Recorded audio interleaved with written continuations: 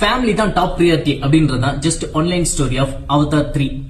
ஒரு அழகான சின்ன கியூட்டான ஃபேமிலி. அந்த ஃபேமிலிக்குள்ள ஒரு அந்நியன் ஒருத்தன் வரான். அந்த ஃபேமிலியை சிரிக்க வைக்கிறான். அந்த ஃபேமிலியில இருக்க எல்லாருக்குமே அவனை பிடிச்சிருது. ஒரு கட்டத்துல இவனால நம்ம இனத்துக்கே அழிவு வந்துருமோ அப்படின்ற ஒரு பயத்துல அவனை தூரத்துல கொண்டு போய் விடணும், இல்லைன்னா அவனை போட்டு தள்ளிடணும் அப்படின்னு முடிவு பண்றாங்க. அதுக்கப்புறம் அந்த அந்நியன் இந்த ஃபேமிலியை விட்டு போகாம இவங்க கூட ஒட்டிட்டே இருக்கிறதுனால சரி ஓகே, என்ன பிரச்சனை வந்தாலும் சரி நம்ம ஃபேஸ் பண்ணுவோம் அப்படின்ட்டு கடைசியா எப்படி எல்லா பிரச்சனையும் ஃபேஸ் பண்றாங்க அப்படின்றதுதான் எனக்கு புரிஞ்ச இந்த மூவியோட ஸ்டோரி. இந்த படத்துல கங்குவால இருந்து சில சீன்ஸ் எல்லாம் காப்பி பண்ணிருக்காங்களோன்னு எனக்கு ஒரு டவுட் இருந்துச்சு. ஏன்னா கங்குவால காட்ச் மூச்சுன்னு கத்துவாங்கல்ல, இங்க கொஞ்சம் ஹஸ்கி வாய்ஸ்ல அப்பப்போ கத்திருக்காங்க.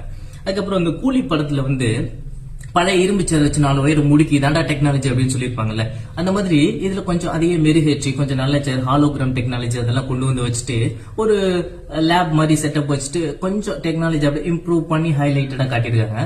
அப்புறம் அந்த எல்இடி லைட் இருக்குல்ல, அது நிறைய இடத்துல இந்த வேர் கூட மரத்தோட வேர் கூட தண்ணி கடியில அந்த இடத்துல நிறைய இடத்துல எரிய விட்டு அதெல்லாம் டெக்னாலஜி அப்படின்ற மாதிரி காட்டியிருக்காங்க. நம்ம ஊர்ல எல்லாம் ஹீரோ தானே காமெடி பண்ணுவாங்க, அந்த ஊர்ல வில்லன் சூப்பரா காமெடி பண்ற அப்படி.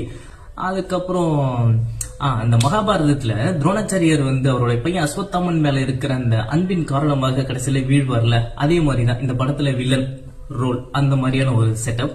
அதுக்கப்புறம் இந்த ஈவா கூட கனெக்ட் ஆகிற அந்த சீன்ஸ் எல்லாம் லைட்டா காந்தார மூவில இருந்து காப்பி பண்ண மாதிரி ஒரு சின்ன ஃபீல். மொத்தத்துல 3 hours நம்மள செம்மையா என்கேஜிங்கா வச்சிருக்காங்க. லாஜிக் அப்படின்னு பாக்குறவங்களுக்கு 10% கூட இந்த படம் செட் ஆகாது.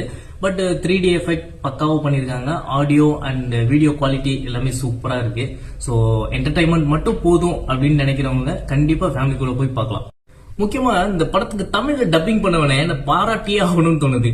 பிடிக்க சொல்லிக் கொடுங்க அப்படின்னு சொல்ற அந்த சீன் எல்லாம் குபீர்னு சிரிச்சிட்டேன்.